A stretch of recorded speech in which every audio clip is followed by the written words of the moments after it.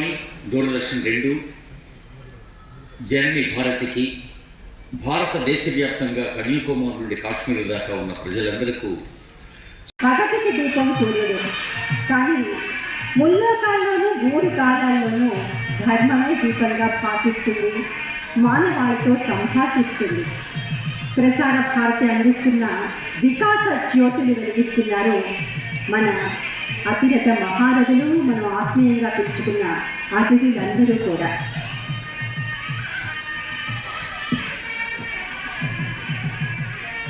బహుజన హితాయ బహుజన సుఖాయ. ఆకాశవాణి అన్న 5 అక్షరాలు ఒక పంచాక్షరీయ మంత్రంగా. And Jawaharlal Nehru, Sardar Vallabhbhai Patel and others broadcasted in all India radio and inspired millions of people. While radio criticized the British policies, it has ignited the voice of freedom in the hearts of the people as an impeccable impression.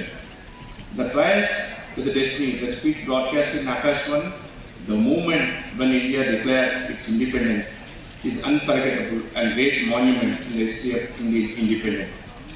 And another familiar program, it has been broadcasted since 2014, Man Ki Baat, is an important radio program in which Prime Minister Narendra Modi addresses citizens on various social issues and ideas pertaining to the national importance. మరి ఆకాశవాణిని అంటే అభిమానించి మరి ఈ కార్యక్రమాన్ని చేసిన ప్రతి ఒక్కరికి కూడా ధన్యవాదాలు తెలియజేసుకుంటూ వజ్రోత్సవ శుభాకాంక్షలు అందజేస్తున్నాం. ఈ సందర్భంగా మన దక్షిణామూర్తి గారు చెప్పారు, చాలా కాలం వరకు కూడా, ఎందుకంటే నేను అగ్రికల్చర్ గ్రాడ్యుయేట్ని, చాలా కాలం వ్యవసాయ కార్యక్రమాలు చూడడం జరిగింది. తర్వాత మరి శ్రోత మహాశయులు, ఈ పుణ్యదినాన ఆకాశవాణి హైదరాబాద్ కేంద్రం 75వ వసంతంలో అడుగుపెడుతున్న ఈ గౌరవనీయ సందర్భంలో పాల్గొనడం నాకు ఎంతో గర్వకారణంగా ఉంది. హరికృష్ణ గారు చెప్పిన ప్రసంగం తర్వాత ఇది చాలా చప్పగా కూడా ఉంది.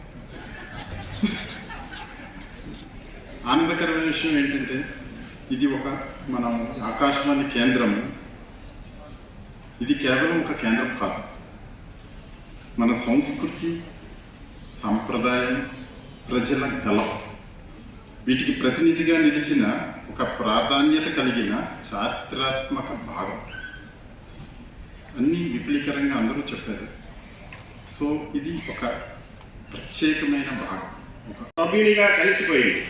ఇక వార్తల విషయంలో ఆకాశవాణిది ఒక ప్రత్యేకమైన స్థానం. రేడియోలో ప్రసారం అయిందంటే ఆ వార్తకు ఒక విశ్వసనీయత చేకూరుతుంది. ఈ అద్భుతమైన సంస్థ ఇన్ని దశాబ్దాల ప్రసార సేవల వెనుక ఎంతోమంది మహానుభావుల కృషి ఉంది. ఆ మహానుభావులందరికీ ఈ వేదిక సాక్షిగా మనమందరం ప్రణామాలు అందిద్దాం.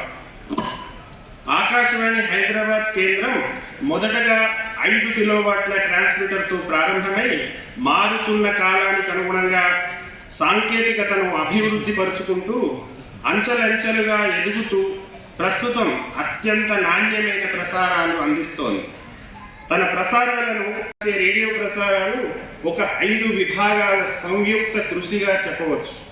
కార్యక్రమం, ఇంజనీరింగ్, వార్తలు, పరిపాలన, వాణిజ్య విభాగం.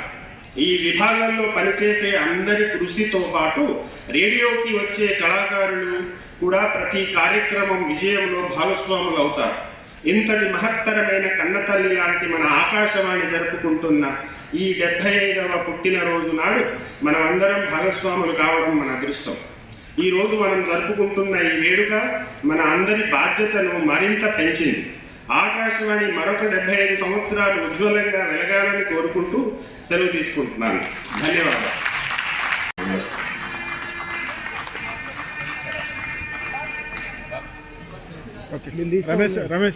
రవీంద్ర భారతి, సకల సార భారతి, ప్రసార భారతి అభినందన సభ తర్వాత వారి వీణ కచేరీ ఉంటుంది. శాస్త్రీయ సంగీతానికి మాతృక ఆకాశవాణి.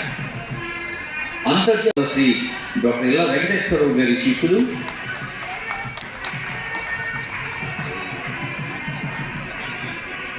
తర్వాత ఘటం చిందు యక్షగాన కళకి తన చిరంజీవులు కూడా ఈ కళ నేర్చుకునేలాగైతే సెంటర్లో శిక్షణ ఇచ్చారు. ఎన్నో దశాబ్దాలుగా కూడా కృషి చేస్తున్నారు. తర్వాత ఒక్కొక్క కళాకారులు కె మహేష్ గారు బాధ్యతకు ఒక డిజిగ్నేషన్ ఉంటుంది.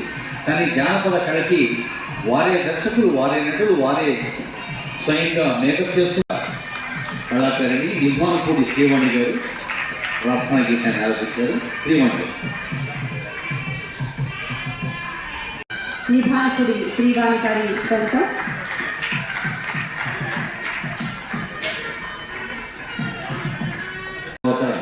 అడ్మినిస్ట్రేటివ్ ఆఫీసర్ ఎం కోటేశ్వరరావు గారు, మేడం శేష్ కుమార్ గారు, కె సందీప్ గారు, ఫర్జానా గారు, రామయ్య గారు,